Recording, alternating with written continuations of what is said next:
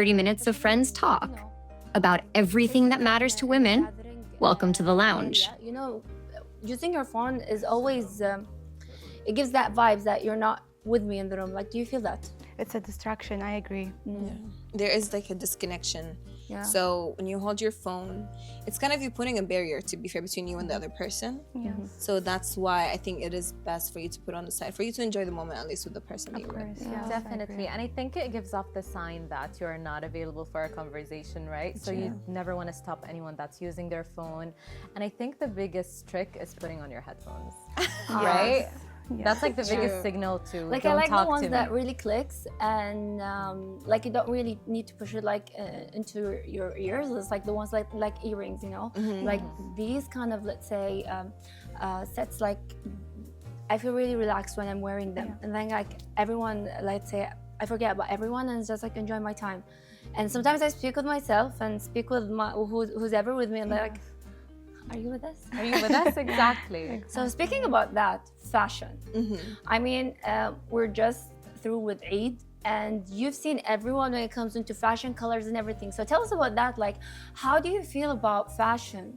You know, starting off, Heba, you know, especially after being just done with Eid, seeing everybody, you know, in their fashion or dresses and all of this makeup, I can tell, I have come to a realization where, you know, I feel nowadays, especially like occasions such as Eid, people are coming more practical. I don't know if you can agree with me on that. Definitely. I think before we would go for dresses, right? Things that we would wear only once and wouldn't have the chance really to wear again. But now we're moving towards more practical clothing. So something I can use at work or when I'm seeing my friends or going out for a coffee. So we're really shifting, right, Fawzia? To be fair, there is a slight of a shift, or like a major shift for the past few years, where people tend to focus on practicality than anything else. But I also feel like there's so much also disconnect. Like, I love Eid so much, you know what I mean? And you get the chance to like dress up, you buy something new, you get to go all out. The feeling With of it. yeah, there is like a feeling towards it. So when we switch to like a practical clothing, I don't know what that really says, but also I'm wearing the same clothes for work. I feel like there is a mismatch regarding that. So yeah. I mean, I totally disagree with you on that, because I used to be that girl that used to wear practical, but now I don't know if it's about age or it's just about the mood. Like, I immediately shift into wearing, let's say, these kind of sparkly things that you don't actually wear only once. You know, like I'm always used to wearing blazers, wearing things that it's suitable for Eid, it's suitable for work, it's suitable for any kind of occasion. And all of a sudden, I'm just into these specific, let's say, fabrics and designs. So I'm not sure, is it age or is it because I started, let's say, reverse, for instance. I started practical and now I want everything chic. Like, do you feel that? Yes, I think so. actually feel that. And, you know, in my opinion, I feel that age plays a big role. Yeah. So, especially you starting off, you know, just the complete opposite. So I completely agree, you know, you wanting to try something different. Yeah. Definitely. I think I was the complete opposite. I was very monochromatic when I was younger, you know. It was cool to wear black when I was in school. It wasn't about the pink and the colors. Now that I'm older, I want all the feathers, all the sequins, all the colors. And I realized I had the switch right after COVID. So after we were in our PJs and sweats for like a whole year, if not more, I wanted to wear all these fun things. But I think we need to find the balance where we're not overspending on this one-time outfit, which could be really hard, girls, right? Right. I To mean, be yeah. to be fair, for me, when I started like with fashion and everything, I really didn't care much, because like when I was younger, it was more of you just trying to be cool, you know what I mean? Right. So whatever is like trendy. So you wore all the colors of scarves back at the time, and they were hideous, but like I enjoyed the They were process. trending. They were trending back at the time, but now I think it is an age thing where now I focus on looking more presentable in a way that I enjoy looking at myself, but also I try to add more colors to it. I don't know. I think it is an age thing, to be fair. I mean, speaking about colors, we've seen some. I mean, you mentioned the color black. Like every woman has this set of black piece, and it's really different. It's not the same, and I mean, everyone get offended once they say like you always wear black. It's like yes, but it's different. Like it comes with different styles, Layers. different layers, and so on.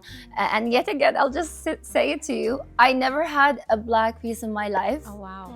And once I turned 23, so yeah, once I became 34, I started to get into dark shades, and I wanted to try something new. I'm not sure yet again, was it something because you've always used to be colorful and then you want something, let's say plain, or is it because we're living in a hectic lifestyle that's like, I need something to, let's just say, just wear it and go out, especially with kids and everything. Though black and white are really difficult for a mom to wear, because once a stain is there, it's going to be seen, whether it's black suit or a white suit. So colors should be more, let's say, preferable. But yet again, I don't know. Like, do you feel the same? Yes, I feel actually about what you said, but I'm the complete opposite of you. You're wearing, something colorful or something that has patterns. I'm always used to wearing plain things. I have a lot of black pieces in my cupboard that I tend to go for, and I tend to stay away from anything that has anything like, let's say, patterns or anything that does not suit me. But you actually gave me an idea to try something different. What do you think? Definitely. And the easiest way to start incorporating like patterns or colors is through your accessories. So through your bags, shoes. I think that's how I started. I started out with like an orange bag and then a purple one, and next thing you know, I'm actually wearing these colors. So I used to wear them with all black outfits, summer, winter, dresses, pants, as Hiba said, just things you can just put on and leave the house instantly, and the pop of color would come from my accessories. So I think you can start transitioning into colors like that. Yeah, to be fair, my mom never allowed me to wear black. She was like, "You're not an old woman." She's like, "Change that." But I wasn't allowed to buy black. But like, I think the older I got, the more I actually started working, right, where I started focusing on wearing black because it's more practical. It's easier, and you can just hide whatever. You can wear just a jacket and you cover everything. But now, and I think I got used to wearing black so much that I'm not very comfortable wearing colors. I agree. But now I'm forcing it so hard. Because I have to accept colors. Like, you need color in your life, really, because it really affects your mood and everything. So now I started adding the pieces, but I usually start with the basics. So for me, the black is everywhere, but like at least the basic I can wear a color, and that kind of makes me a bit comfortable. I can ease it out a little bit, so like I kind of fall into the colors. Definitely. And a lot of girls do that with their makeup. Even if they're not happy wearing colorful clothes, they go for like a bright lip, for example. Yes, I completely agree. Not only lips, Rita, but also eyeshadow plays a huge role in your makeup. Let's say if you're wearing something plain and decided to go like bold in your makeup or face, you can always have the chance or the space to play with the makeup, especially eyeshadows. Eyeshadows with like many colors that you can do, different kind of looks, such as smoky looks or colorful looks. And also, as you mentioned, Rita, lips and lipsticks plays a huge role in saying a statement, whether you want to go for nude colors or bold colors. Definitely. Yeah. So speaking about colors, there's always a color for each season. I mean, we've been seeing maroon color, burgundies, and I mean all of these kind of, let's say, mindset when it comes into color. And then let's say, speaking about the color of the season, more of a yellow lemonade colorish, that kind of sense of vibe. I mean, like, do you fall through that kind of, let's say, trend? Like, do you go through colors? Because to me, I don't like to, let's say, look at the catalog and look what's going on and what's trendy. It's like, I always get into the vibes. Like, I remember last summer, it was all green and that kind of, let's say, lemonade green, that kind of that.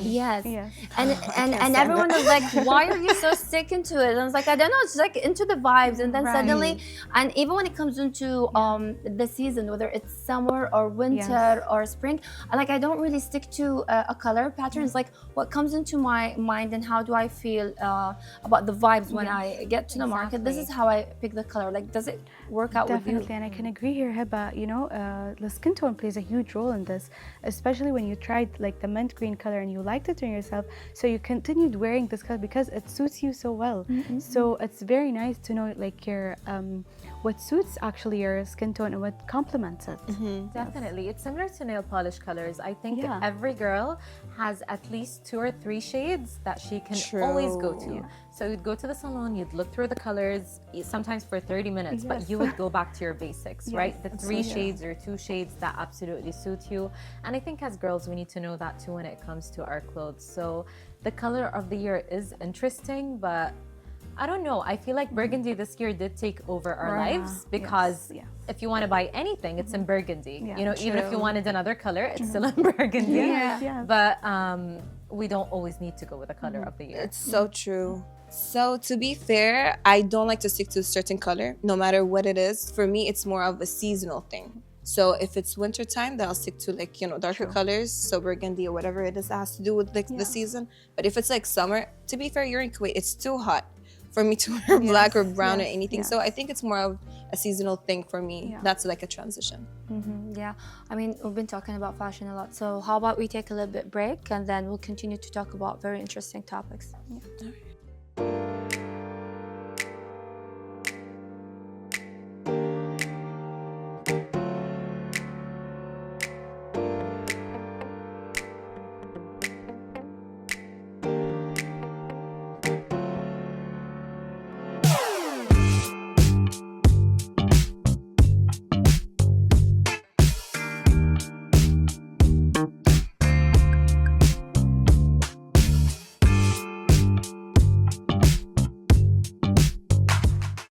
Speaking of makeup, we talked about different shades and colors. So, you know, as we're approaching summer and some makeup, maybe, you know, I would suggest to change some of your makeup since, you know, applying like heavier foundations, especially in this heat, would not necessarily work if, you know, let's say if you're going to work or doing some errands, that would be very heavy for summer makeup. So what do you usually use for your summer makeup? Or is it the same like all year, all season? Personally, for work, it's the same, but as you mentioned, our mornings are really warm, right? There's a lot of sun. So I think it's trending now to even skip foundation altogether, Atiyab. You would know better, of course, Yes, but yes. I'm seeing that's the trend with most ladies and, of course, on social media to just go with concealer, very light makeup, and people are gravitating towards like creamy products now. Yeah. So we're staying away from the heavy powders, the very set face, and I think it's better for us in summer here. What do you think? To be fair, I'm more of like a creamy blusher, and that's about it. And let God save me from the embarrassment. But other than that, I don't really wear heavy makeup or at all, to be fair, in the summer because it's too much, and plus it gets humid. But I would say, I don't know, you're the expert, but I would go for like blusher, and that's about it. Like maybe mascara, and that's about it. To be fair. Perfect. Yeah, I mean, it's really quite difficult once you get used to a product or let's say for a certain type of makeup. It's because to me, I feel it's kind of an addiction that you cannot stop. Like you feel that your skin or how do you look in pictures and how people see you is really important, and you're into your mind are really stick within that kind of image, neglecting that it could be very difficult for your skin. Because as you just mentioned, it's always about the season. Like winter is very great for us to like we can wear heavy makeup as much as we want, but when it comes into summer with all of the heat and the pores and everything, I mean, it really gets really difficult. And to me, honestly, I really get, let's say, devastated because I want to change. Yet again, I feel really hesitated. And when do I stop using makeup and stop using these products is when it's more of, let's say, the summer, let's say, vibes when it comes into the beach and going to the pools. This is when you get the tan, and this is when you get all, let's say, all reddish. And then you start using all the creams, because I would never, ever use a creamy product on my face. Unless I go to the beach and I get that kind of sun, let's say tan. Sun look. Yes. Sun-kissed It's look. because I really get annoyed. Like having an oily skin Yes. and keeping that kind of oily product is very difficult for me to accept. Like I can't. Definitely. I think I personally have a hard time with, having all my creamy products. Like what I really want to do is just leave my house after, right? But the fact that I can touch my face and it's going to transfer gives me so much anxiety. So I end up just caking on the powder, which I don't want to do because I want my skin to breathe. I want just just a bit of makeup on my face, but I think I'm so stuck, similar to Hiba, with my powder, setting my face, being completely secure. Yes. I can touch my face, I can be comfortable with my clothes with no transfer. So I feel like that's the medium we still need to find. But I actually have a question for you, Atiyab. Sure. What about setting the makeup? Because you guys are talking about that, and for me, I struggle with that too in the summer. Okay. And I have friends where they set their face, it doesn't move, it doesn't go That's me. nowhere, it doesn't transfer. Yeah. I don't know how you guys do that, but I actually want to know because, for someone who doesn't really know much about makeup. Sure. First of all, I can agree with what Hiba and Rita said, especially when applying makeup and you're used to doing a certain type of makeup, certain colors, certain steps even, and that you can find it hard to change, especially in seasons. You can't use what you're using, let's say in winter for summer, because obviously it's very heavy. So it is hard, to change the step or even change a certain product of your makeup because you're so used to you're used to it. And about setting, Fawzia, this is a really good point because sometimes setting your makeup can go overboard. Sometimes you can set your face and like Rita said, it can get very cakey, and it looks like you have a heavy layer on your face, and this will not look nice in summer. So you can set some points where, for example, some people tend to get oily skin on their T-zone, which is this area. So I would recommend to set this and whatever residue you have on your brush to set the rest of your face. So this is one type of setting. Another type is you can use a sponge instead of a brush. That can be, it is like let's say a heavier applicator from the brush where you can set, let's say, the most important places such as the under eye and around the nose or the mouth, where it tends to get oilier faster, especially with the heat or running errands. So you should not set the whole, your whole face, but some areas that tend to get oily, in your point of view, you should observe your skin before setting and your skin better. Yeah, totally. Yeah, I mean, this is where the vibes of the makeup, no makeup, let's say phase comes and appears in this season. It's like you want to put makeup, but I don't want it to look like I'm putting makeup, or let's say wearing makeup. And then this is where the conflict starts, where you actually end up having all that kind of sense of makeup. It looks good though.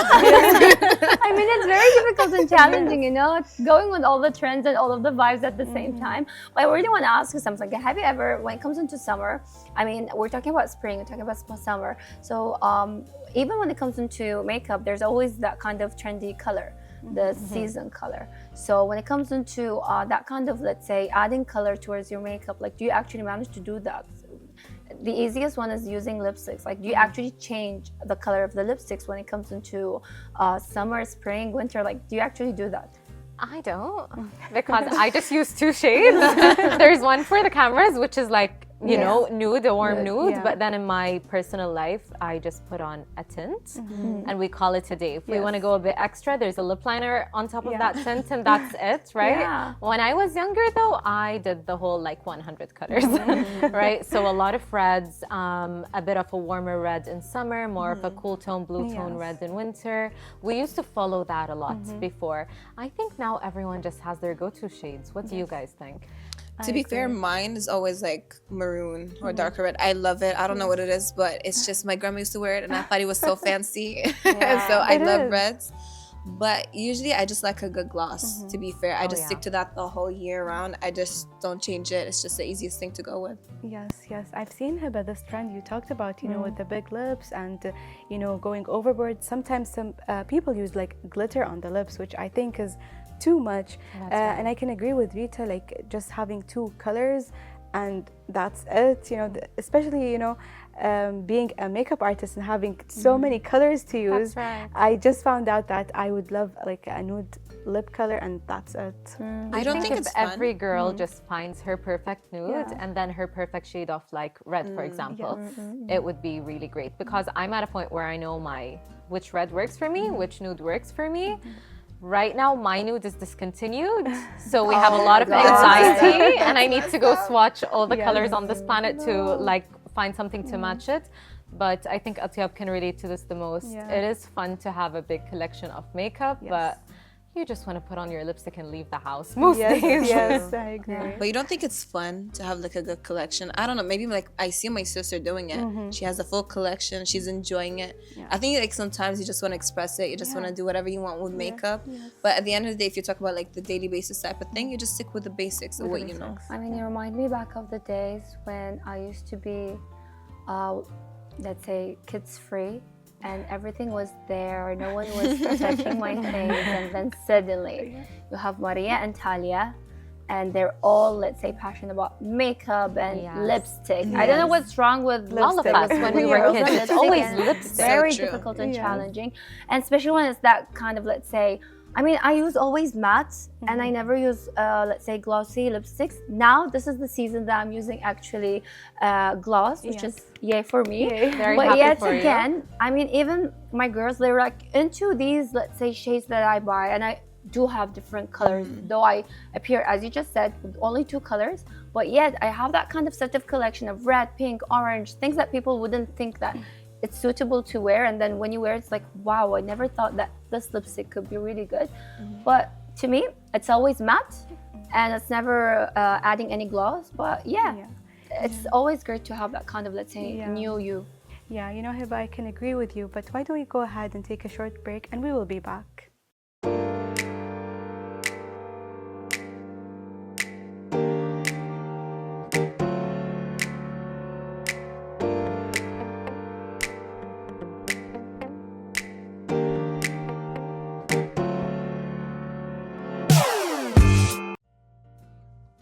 So just like we do different makeup for summer and winter, I think hair changes a lot too. So I know a lot of girls stay very light in summer, so they stick to blondes and balayage and all of this. And then as soon as it's a bit colder, you know, they're going to the salon to get their hair dyed darker, browns, blacks, and then back in summer, which I think is really damaging for the hair. Are you that team, or do you just have this one color all year? Well, to me, I'm always blonde, but it's different shade of blonde. Like I've noticed that when it comes into summer, because we go to the beach and to the swimming pool, I mean, you're that kind of sense of blonde, that kind of, let's say, silver blonde disappears. And then you have that kind of yellowish blonde, which is really great, not bad. But when it's winter, that kind of sense of, let's say, silver, pure, clean blonde appears. It's because you avoid going to the beach, you avoid going to the swimming pools, no more, let's say, having that kind of any damaging to your hair that actually happens within the sun, within everything that comes into the color, and then it stays that way. Like I always have that kind of beautiful hair in winter, but when it comes into summer, it's really great. But yet again, you can notice that the shade of blonde is actually different. To me, as I just said, I stick to the color. Yes, Hiba, and what you said actually, Rita, being damaging the hair, I can agree, because especially in a short period of time, and getting your hair dyed dark and then light again can be very damaging to the hair. Sometimes can cause hair loss. For me, I can agree with Hiba, because I would stay like at one color for the whole year, let's say, and I would get like a change if I just wanted to change for like once a year, but normally I would stay for one color. To be fair, I'm more of like the vibe type of girl. You're what you're feeling. Yeah, honestly, because in winter I am in my feelings, girl. I go all the way dark. I love it. Yeah. But I know when you bleach your hair, it's pretty damaging. So now I had to force myself to actually stick to whatever I got now. Yeah. But I understand when people want to switch, because you do also get bored. Yes. Like you're so lucky you don't you like Definitely. your blonde, and you too. But I just get bored so easily, and I just want to keep on switching it. But your hair is almost, the hair be gone. Exactly. Yeah, at the end of the day, you might need to shave it too. Yeah, the Honestly. worst. People think that the worst thing you can do is bleach your hair and go blonde, but actually the worst thing is to be blonde, go dark, and then re-bleach on top of that. Oh, So I think blonde is a commitment, and then if you're going with a black hair dye, that's a commitment too. Yeah. Oh. You know, you need to just find this middle ground. If you want to go back and Yes, forth, yes. Ozia, you can't do this to your hair. I don't do this to my Exactly. hair, and I'm in Shred the person, recovery. Yes. I mean, even talking about the products themselves, like some of them that are really suitable to your hair, and some they don't really actually fit to your hair. So always, even when it comes into the type of, let's say, colors that you actually add to your hair, do get affected by the product. And this is something very important. Like I've noticed people talking about, let's say, I think it's an ammonia-free or something like that when it comes into the let's say ingredients to be added in the color. But then there's different kind of, let's say, products I've seen and I've tried, but it wasn't really effective. So once you find that kind of, let's say, company that really suits your hair, then you just stick to it, because that means that it's really great, because it really get affected from different kind of companies that you're using when it comes into bleaching or, let's say, dyeing your hair towards that. And talking about that, even how it actually lasts with your hair also depends on the company that you're using. For instance, sometimes you go dark within 2-3 wash, it's always gone. let's say gone and back again. So you have to always notice which kind of product is actually suitable to your hair. Okay, that is true, Heba. And Yes. actually, does it make a difference if you, let's say, the way you take care of your hair? For Yeah. example, you know, girls, after you dye your hair very blonde, you have a routine that Routine, you have to that's do right. at home, which is using such as the blue shampoo and stuff like that. So does it really affect if, let's say, you skip this part and kept on using just regular products? What do you think? That's the thing, you're not actually meant to use the purple or blue shampoo every wash. I think we were all under that impression a while ago, but it's more damaging to the hair. It's very drying. But actually what you need after leaving the salon, you need to have your aftercare. You know, if you just bleached your hair. So a bonding product, a hydrating product, a mask before hair wash day is really important. So you really, you know, hair wash day becomes a whole situation. Yes. So you need to be prepared for it. You need to give it enough time, you know, even just something as simple as coconut oil, just to take care of the The moisture. integrity of your moisture. hair, bring in some moisture, because something as simple as washing your hair could be really damaging if you're a blonde. So it's really important not just to book your session with your stylist, but to also have like follow-up hair trims. I personally do once a month when I'm really blonde, even if I take a tiny bit of length off, just to try to keep it all very healthy, because once it starts breaking, you're gonna have to go brunette again, which is what happened to me. So it's really important to take care of your hair. I mean, talking about oils, this is kind of a myth when it comes into, let's say, when you're blonde, don't use oils because it's gonna change the color of your hair. Well, I've tried so many oils and it didn't get really, let's say, didn't change the color. But the thing, what I really did, and I really want to let's say, focus more about it, is when you come to use a certain oil, always test it before using it. Don't just apply it on your hair, because let's say we used to use it before, or your friend used it, because I have this kind of situation where I actually add garlic oil to my hair, because garlic gives that kind, it's really, let's say, take care of your hair, to increase the level of, let's say, for it to grow and so. But the thing is, I kept it for almost, let's say, half an hour, and when I was washing it, I felt like my hair was actually burned. Oh wow. Because it was really strong Scary. towards my hair and type of hair. Like I have that kind of, let's say, thin type of, let's say, texture to the hair. Yes. And it didn't, let's say, handle. Let's say, talking about coconut oil was very great because it's very sweet to the hair and very, let's say, light. But when it comes into garlic oil, I mean, that was the time where I, let's say, just killed my hair. And it was like, what's going on? It kept falling. It was very scary, but yet again, it was kind of, let's say, a mood that I've been through, or let's say a phase I've been through. And I learned that you want to try something, try it on, let's say, the tip of your hair, and don't, let's say, start from on the top, because they are really strong. Like you never think that oils could be that damaging to the hair. Definitely. I think it's similar to skincare. What works for Atyab, for example, wouldn't work for you or for me. So it's great to take recommendations from friends, but always do your own research, understand your own hair type, and of course, your skin. Yeah. I mean, we talked a lot, and thank you so much for coming and attending our gathering today. And please never hesitate and do answer me when I text you back again. I sure will. Please. I sure So we'll gather again next time, and hopefully we will have more great conversations.